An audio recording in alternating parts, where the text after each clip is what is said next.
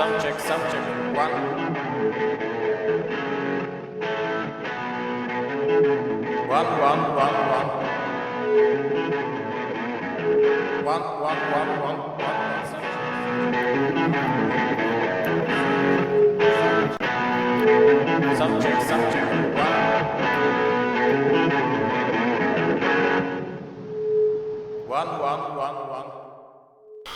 Welcome classic rock fans to another episode of Classic Gig Revisited, and for this one I'd like to talk about a gig I attended in 2002, I think it was Deep Purple at the Newcastle City Hall. The Newcastle City Hall is a fantastic venue. It's one of my favourite venues across the country. That and the Cambridge Corn Exchange and Hammersmith Odeon, I think, are the three best venues. But what's great about the Newcastle City Hall is just the atmosphere that comes from the sort of Newcastle crowd, I think. But what was interesting about this gig, this was the one where Don Airey had just taken over from John Lord. They started off with Fireball, which was a great intro to the gig, and they did songs like Woman from Tokyo.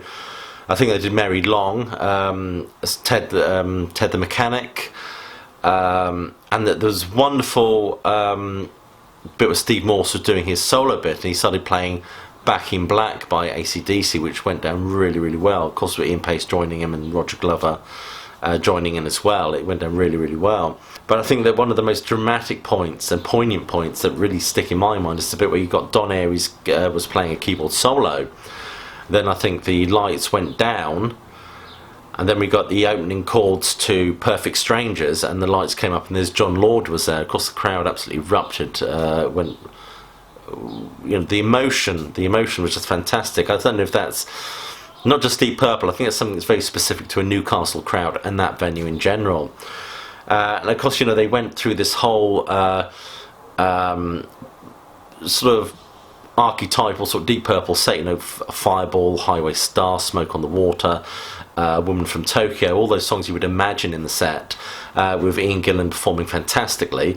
What makes this gig very special for me is the fact the story that precedes the concert, and that is I was waiting outside the stage door, waiting to meet the band, get something signed, and they eventually did arrive. I told Ian Gillan that I didn't have a ticket, and he arranged for somebody to take me to the box office. The event was sold out, so they must have had some tickets in reserve, I guess. Gave me a ticket. I went in, I had a fantastic seat and enjoyed a fantastic concert. That sort of generosity, I think, of spirit from Ian Gillan is something that I've never forgotten.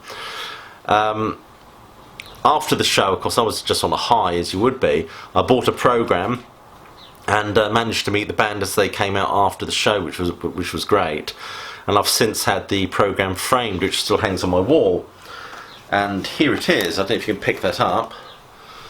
It looks very dramatic, very striking, I think. So I got them all to sign it in silver pen. It's very, very nice. Including, of course, John Lord, the late, great John Lord.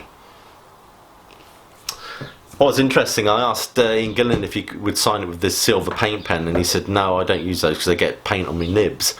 But of course he did use it. I'm thankful for it as well, because it makes the whole piece would look rather silly without his signature, but it looks absolutely fantastic. Prior to the show, I spoke briefly to Ian Gillan. I said two things to him. One was any chance of hearing Flight of the Rat, and he said no, we never do that one because it just doesn't work. I don't know what that exactly means, really. And another thing, I asked him if he ever hears from Richie Blackmore, and he said no, I don't hear from my ex-wife either, and it's more or less the same sort of thing. But the whole thing, the whole package of meeting the band, being given a ticket, meeting them afterwards, including John Lord and Ian Pace. Ian Pace is an absolute great guy. Just made it a very memorable gig for me. Anyway, thank you for watching. You've been watching an episode of Classic Gigs Revisited. Please click watching, click like, subscribe, check out the Facebook page. But more importantly, please do keep listening.